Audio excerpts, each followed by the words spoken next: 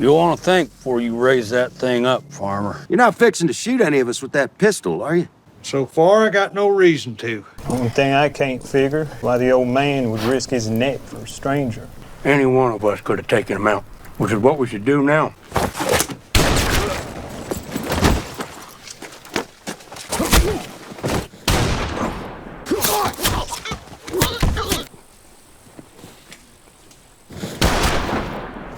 The movie opens in the Oklahoma Territory in 1906. A wounded man is being pursued through the woods by 3 armed men, Dugan, Stilwell, and their ruthless leader, Ketchum. As he runs, the man fires wildly behind him, but every shot misses. The chase spills out onto an open grassy plain, where Ketchum calmly takes aim with his rifle and shoots the man in the leg, stopping him in his tracks. The men close in, and Ketchum demands to know the whereabouts of the fugitive's partner, a man named Curry. When the injured man refuses to talk, Ketchum repeatedly stomps on his wounded leg. They then tie a rope around the man's neck and fasten it to a moving horse, dragging him along as he struggles to breathe. Broken by the pain, he finally blurts out that Curry is heading east toward Indian Territory and is badly wounded. Instead of sparing him, Ketchum tightens the rope and strangles the man to death. They leave his body hanging from a tree before riding east to hunt down Curry. Elsewhere in the territory, an elderly farmer named Henry McCarty is working his land, clearing rocks alongside his teenage son Wyatt and his brother-in-law Al. Henry pushes Wyatt to stop resting and get back to work, but Wyatt talks about how a tractor could make farming easier. There's tractors can do this now in quarter the time.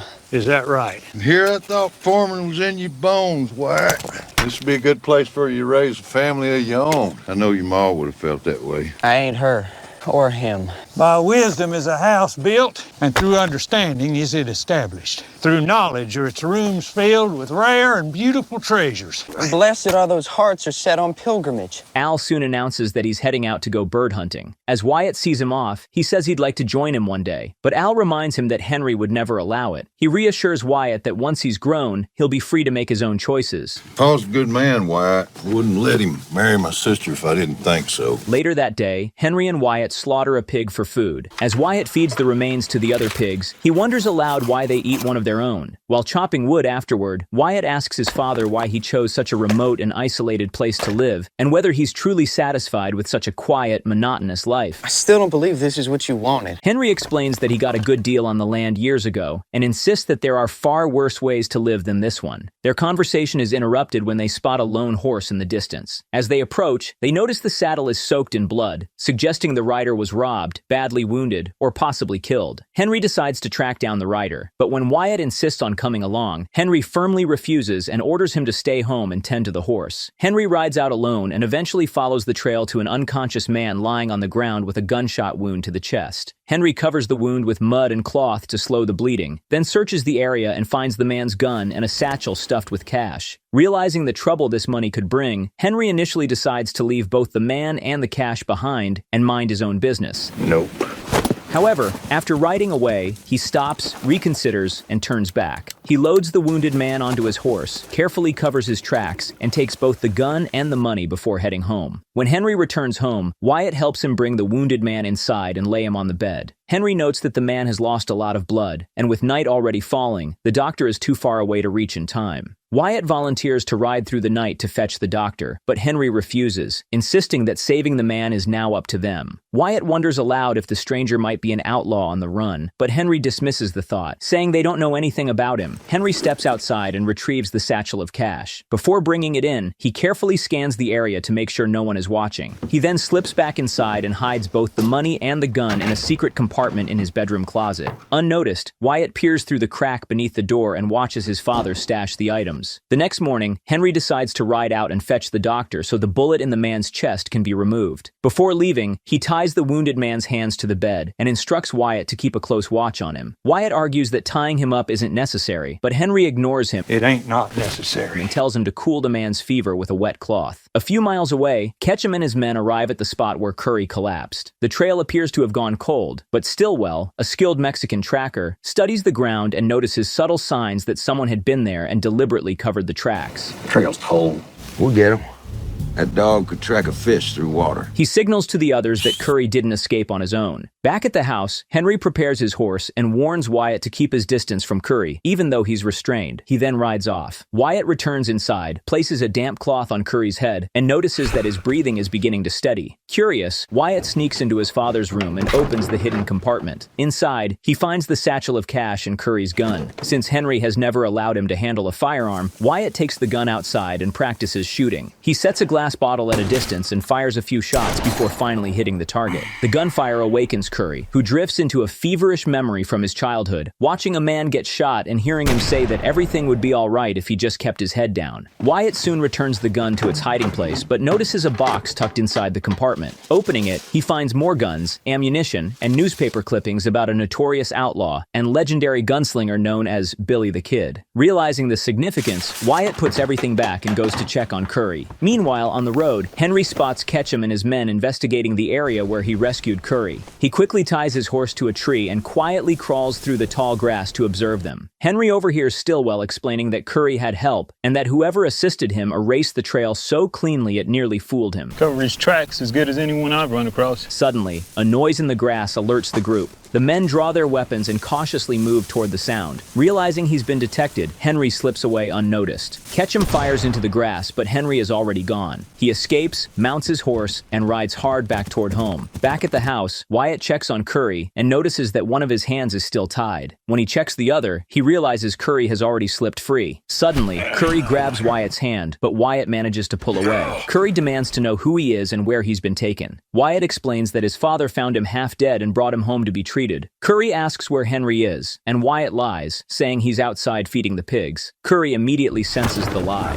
He lunges for a table knife, tackles Wyatt to the ground, and pins him down. Holding the knife to his throat, Curry threatens to kill him unless he reveals what was done with his satchel of money and gun. Just in time, Henry storms in and kicks Curry off his son. He repeatedly punches Curry in his wounded chest, then lands several more blows before finally knocking him unconscious. Henry raises his shotgun to finish him off, but Wyatt begs him to stop. Henry demands to know how Curry got loose, and Wyatt explains that he wriggled out of the ropes. They tie the unconscious Curry to a chair. When Henry wakes him, he heats up a knife. Curry asks what he plans to do, and Henry calmly tells him he's going to dig the bullet out of his chest. Gonna dig that bullet out of you, maybe get some answers in the process. I like what I hear. I might be inclined to give you something to ease the pain. As Henry presses the hot blade into the wound, Curry screams in agony. Under pressure, he finally confesses that he's a lawman. When Wyatt urges Henry to ask about the money, Henry questions how Wyatt even knows about it. Wyatt explains that Curry mentioned it during the attack. Curry warns Henry that he should take his son and flee immediately because dangerous men are coming. After successfully removing the bullet, Henry pours whiskey into Curry's mouth to dull the pain. At that moment, Wyatt hears approaching riders and alerts his father. Panicked, Curry begs them to untie him and give him his gun, insisting the men outside are not to be underestimated. Henry orders Wyatt to stay away from the window and retrieves Curry's gun from the hidden compartment. As he picks it up, he notices it's still warm and smells like it was recently fired, but he ignores the warning sign, loads it, and steps outside. Outside, Ketchum introduces himself as a sheriff, and the men with him as his deputies. He explains that they're hunting a dangerous fugitive named Curry and describes his appearance. Henry replies that he doesn't recognize Ketchum as a sheriff, since he knows most lawmen in the region. Ketchum claims they're from Woods County and that Curry has a warrant there. Ketchum notices Henry gripping the gun tightly and asks, You're not fixing to shoot any of us with that pistol, are you? So far, I got no reason to. As Ketchum casually whittles a piece of wood, he asks how many people live in the house. Henry refuses to answer. Ketchum then asks about a grave nearby. Saw a grave over there. My wife died 10 years back from tuberculosis. My condolences. Ketchum says he saw the name Marie Hobbs McCarty on the headstone. Your last name McCarty? That's right.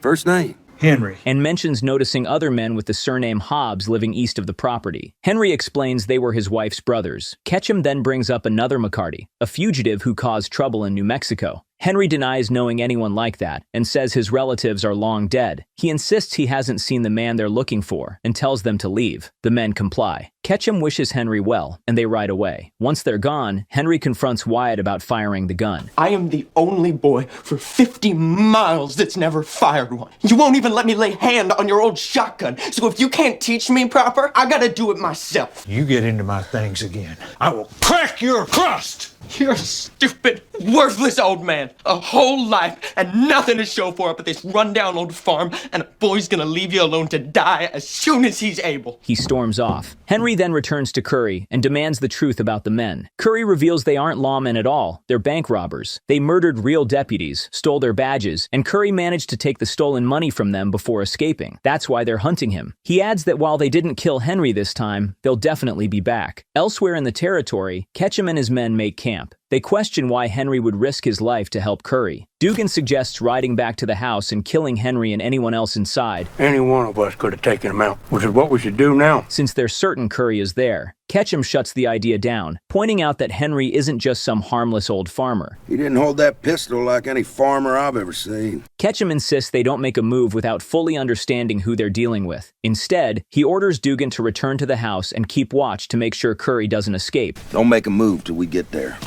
Fine. Dugan. I said fine. Dugan obeys. Meanwhile, Ketchum and Stilwell decide to ride to the nearest town to hire more gunmen. On the way, they plan to visit Al, Henry's brother-in-law, to learn everything they can about Henry. Dugan quietly hides in the woods near the farmhouse, watching through binoculars. As evening falls, Henry gives the tied-up Curry a bowl of soup. Curry explains that he's been a sheriff for 18 years, and mentions the man who helped him earn the badge in Baxter Springs, Kansas. Henry recognizes the place from his days on the road. Curry continues naming people and locations from Baxter Springs, and Henry is familiar with all of them. Curry apologizes for attacking Wyatt earlier, and says the boy didn't mean the harsh words he spoke. I overheard what he said earlier. He didn't mean any of that. Yes, he did. Slowly, Henry begins to trust him. Henry loosens one of Curry's hands so he can eat, sets his gun down on the table, and asks where Curry grew up. Curry says he was born and raised in Fort Sumner, New Mexico. That immediately catches Henry's attention. He asks if that isn't where Billy the Kid was killed. Henry then steps away to refill a cup, deliberately leaving the gun on the table to see if Curry will take it. Curry eyes the weapon but doesn't touch it. Curry reveals that he was there the night Billy the Kid was shot. He explains that Billy had been staying at Peter Maxwell's house, the same house where Curry had been working as a boy. Maxwell ultimately betrayed Billy by tipping off Sheriff Pat Garrett and his deputies. That night, Billy was outside cutting meat when he spotted the men. Curry recalls Billy looking at him and telling him to keep his head down. He said, "Keep your head down. You'll be all right." Words that echo the memory Curry had earlier. Billy then walked into the house, called out in Spanish asking who was there, and was immediately shot twice by Garrett. Curry watched as Billy the Kid's body was wrapped in a sheet and carried away. After hearing the story, Henry fully unties Curry and asks if he's strong enough to ride, saying he needs him to leave soon. He hands Curry back his gun and tells him he'll retrieve the stolen money. Before they can move, gunfire suddenly rips through the house. Bullets tear into the walls, forcing them to take cover. Curry manages to fire back. Wyatt rushes in and is shot in the arm, horrifying Henry, though Wyatt insists he's all right. Curry drops his gun and collapses unconscious. He just passed out. Henry grabs the weapon but can't locate the shooter. Moments later, they realize someone is underneath the house. It's Dugan, waiting silently for movement before firing again, narrowly missing Henry. Henry hands the gun to Wyatt and tells him to shoot Dugan if he comes inside, aiming for the chest. He then distracts Dugan by tossing a book across the room, quickly grabs his shotgun, and slips outside. From there, Henry fires beneath the house, forcing Dugan to rush out. Henry shoots him down, then tackles him and demands to know where the others are. Dugan refuses to talk and tells Henry to go to hell. Henry strangles him to death as Wyatt watches from a distance. Henry explains to Wyatt that he had no choice. The man intended to kill them. I saw. Probably here to watch and got greedy. The others will be coming. To dispose of the body, Henry drags Dugan to the pig pen. He's probably seen Snatch by Guy Ritchie. Then I hear the best thing to do is feed them to pigs. You've got to starve the pigs for a few days. Then the sight of a chopped up body will look like curry to a pisshead.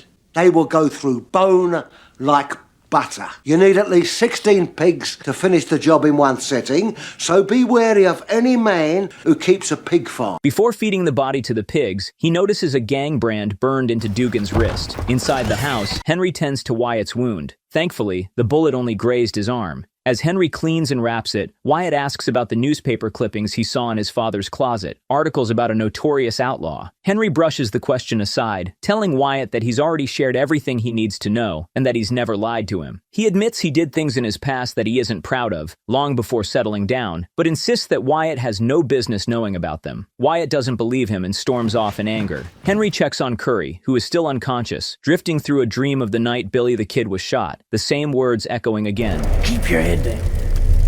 You'll be all right.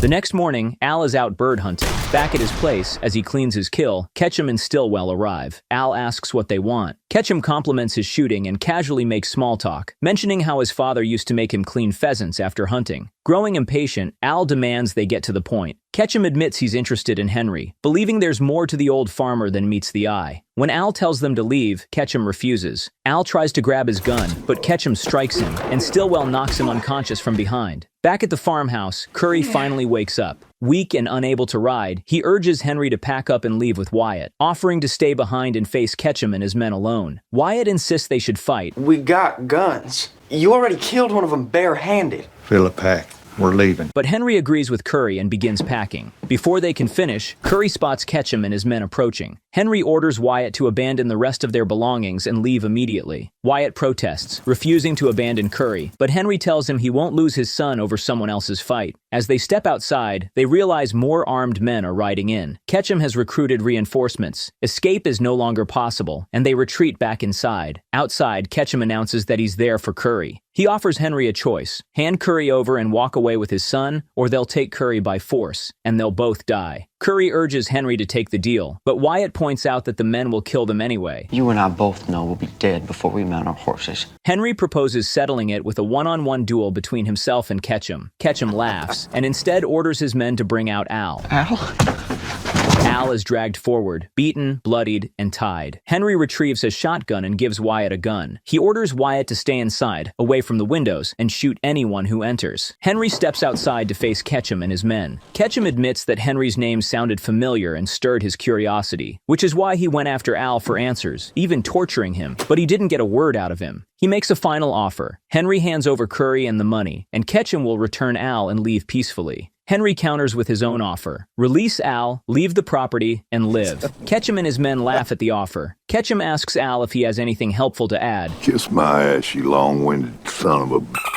You have no idea the hailstorm you fixing to let loose. Consider me properly warned. When Stilwell raises his gun at Al, Henry immediately raises his shotgun, prompting the rest of the gang to aim at him. Ketchum orders them to stand down. He admires the wooden bird he carved earlier, then, without warning, pulls his gun and shoots Al dead in the head. Wyatt snaps. He bursts outside and opens fire, forcing Henry to join the fight. They retreat back into the house as bullets rip through the walls. During the chaos, Curry is shot in the leg. Ketchum calls for a ceasefire and says, I'm assuming the fact I ain't seen my man Dugan this morning means he must have crossed paths with you. Things didn't go his way. Seeing as how I just killed your man Al here, I'd say that squares us. No more game. Inside the house, Henry scolds Wyatt for nearly getting them killed, then tells him, Now keep your damn head down. You'll be all right. Those words trigger a realization in Curry. They're the exact words Billy the Kid once said to him as a boy. Suddenly, everything clicks. Curry understands the truth. Henry McCarty is, in fact, Billy the Kid. That night in Fort Sumner, Sheriff Pat Garrett didn't kill Billy. He helped him escape and staged his death. Well, you were speaking Spanish to him,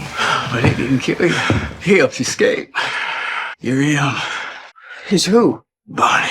Oh, what is he talking about? He steps outside with his hands raised. Stilwell tells the men in Spanish to relax. Tranquilo. Es demasiado tarde para eso. ¿Eso crees? Lo sé, amigo. What's he saying? He draws his gun and shoots Ketchum in the neck. A deadly shootout erupts. Henry drops several men while moving with lethal precision, then crashes back through a window into the house. Reloading, he warns Wyatt not to follow and slips out the back with a knife. Outside, Henry grabs an axe, hacks down one man, then shoots him. He disarms another and stabs him to death. A third man peeks under the house, only for Henry, hiding beneath it, to shoot him through the head. Stilwell, now the last man standing, tries to flee. Henry corners him. Stilwell lowers his gun and pleads for his life. Henry orders him to drop his holster. He obeys, but secretly draws a knife. He tries to throw it at Henry, but Henry is faster, shooting the knife from his hand and killing him with a single shot through the eye. Believing the fight is over, Henry looks around, then realizes Ketchum is gone. Suddenly, a wounded Ketchum fires from the trees but misses. Henry takes cover and reloads. He steps into the open and is shot in the shoulder, forcing him to run into the woods. Ketchum chases after him as the two men trade gunfire through the trees, ducking behind cover.